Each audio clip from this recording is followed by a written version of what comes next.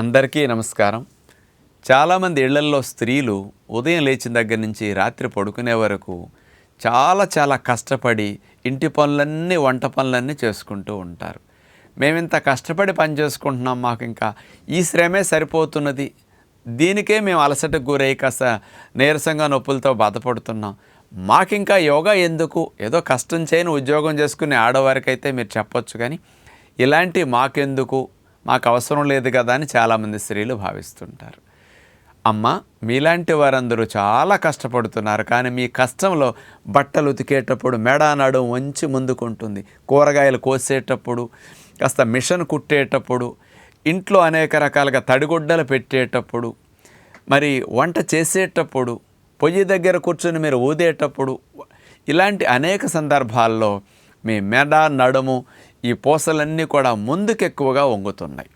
వెనక్కి వంగే పని మనం చేయటం లేదు.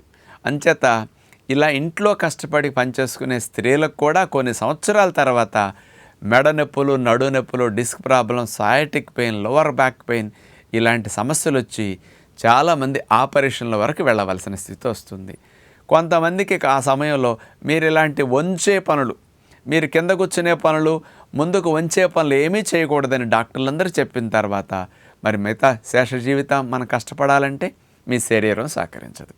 అంచేత ఏ గృహిణికైనా, ఏ తల్లికైనా మీరు ఎంత కష్టపడి పనిచేసినప్పటికీ అందరి వల్ల అన్ని ఆసనాలు మీరు చేయక్కర్లా. మెడ నొప్పి, నడు నొప్పి, డిస్క్ ప్రాబ్లం, సయాటిక్ పెయిన్ ఇలాంటివి రాకుండా ఒక 5-6 ఆసనాలు మీకు తప్పనిసరిగా ప్రతిరోజు చేయగలిగితే మీరు 18 గంటలు 15 గంటలు కూర్చొని ముందుకు వంగే పని చేసిన, మిషన్ కుట్టడమే మీ వ్యాపారం, మీకు మెడ నొప్పి రాకూడదు. కొంతమందికి ఇళ్లల్లో వంట చేయటమే ఆడవారికి వృత్తిలా ఉంటుంది పాపం, అలాంటి వారికి మెడ నొప్పి వచ్చేస్తుంది.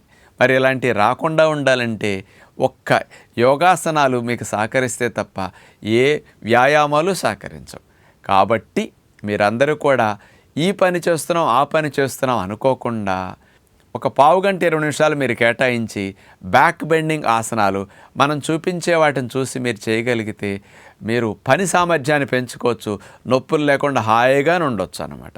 అందుకని మీరు ఎక్కువ కాలం బాగుంటే కుటుంబం అంతా బాగుంటుందని స్త్రీలందరికీ విజ్ఞప్తి చేస్తూ యోగా చేయండి, పిల్లల చేత చేయించండి. నమస్కారం.